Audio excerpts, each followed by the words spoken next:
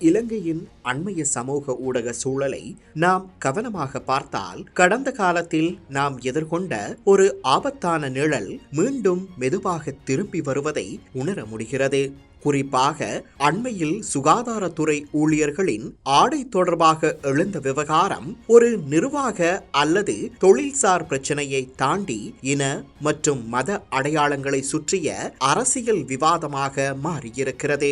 இதன் பின்னணியில் சிங்கள, தமிழ், முஸ்லிம் என 3 சமூகங்களிலும் சிலரிடையே வெளிப்படும் சகிப்புத்தன்மை அற்ற தன்மை மற்றும் இனவாத கருத்துக்கள் சமூக ஊடகங்களில் வேகமாக பரவுகின்றன. இது நமக்கு ஒரு முக்கியமான பாடத்தை நினைவூட்டுகிறது. வரலாற்றில் இருந்து நாம் கற்றுக்கொள்ள தவறினால் அதே தவறுகளை மீண்டும் மீண்டும் செய்வோம்.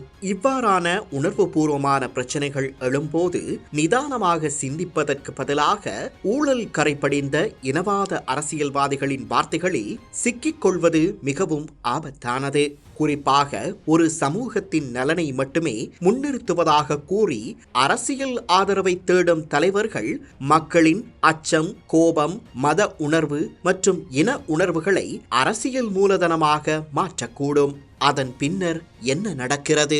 சிங்களவர் சிங்களவராகவும், தமிழர் தமிழராகவும், முஸ்லிம் முஸ்லிமாகவும் அரசியல் ரீதியாக பிரிக்கப்படுகிறோம். ஒருவர் மற்றொருவரை சந்தேகத்துடன் பார்க்க தொடங்குகிறோம். இறுதியில் நம்மை பிரிப்பவர்களுக்கே நமது வாக்குகளை வழங்குகிறோம். ஆனால் அதன் விளைவுகளை அனுபவிப்பது அந்த அரசியல்வாதிகள் அல்ல. இனவாத அரசியலை வளர்க்கும் அரசியல்வாதிகள் தங்களது பாதுகாப்பான அரசியல் உலகில் தொடர்ந்து வாழ்வார்கள். ஆனால் சாதாரண சிங்கள, தமிழ், முஸ்லிம் மக்கள்தான் அதற்கான விலையை செலுத்த வேண்டியிருக்கும். அவர்கள் உடல் ரீதியாகவும், மன ரீதியாகவும், பொருளாதார ரீதியாகவும், சமூக ரீதியாகவும் பாதிக்கப்படுவார்கள். கடந்த காலத்தின் இன மோதல்கள், வன்முறைகள், இடம்பெயர்வுகள் மற்றும் பொருளாதார அழிவுகள் இதற்கான கசப்பான சாட்சிகளாக உள்ளன. எனவே இன்று நமக்கு தேவையானது இன்னொரு இனவாத அரசியல் அலை அல்ல, பகுத்தறிவின் அரசியல். எந்த சமூகத்தை சேர்ந்தவராக இருந்தாலும் தவறு தவறுதான் என்று சொல்லும் துணிச்சல் நமக்கு வேண்டும். நமது சமூகத்தினர் தவறு செய்தால் அதை விமர்சிக்க வேண்டும்.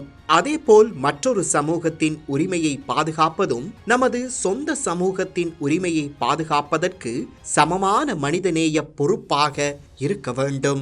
உணர்ச்சிகள் முக்கியமானவை, ஆனால் நாட்டின் எதிர்காலத்தை தீர்மானிக்க வேண்டியது உணர்ச்சிகள் மட்டுமல்ல.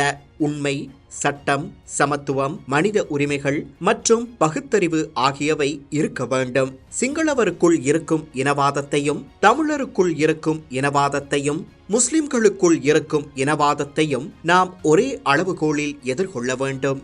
இது எந்த சமூகத்திற்கும் எதிரான போராட்டமல்ல, இது இனவாதத்திற்கு எதிரான போராட்டம்.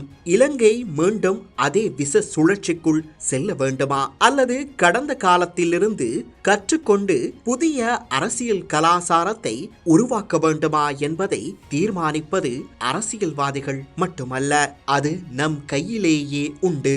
இனவாதத்தை வெல்ல வேண்டுமெனில் முதலில் அது நம்முடைய மனங்களில் வெற்றி பெறுவதை தடுக்க வேண்டும். சிதைந்த தாயகத்தை மீள கட்டியெழுப்புவோம்.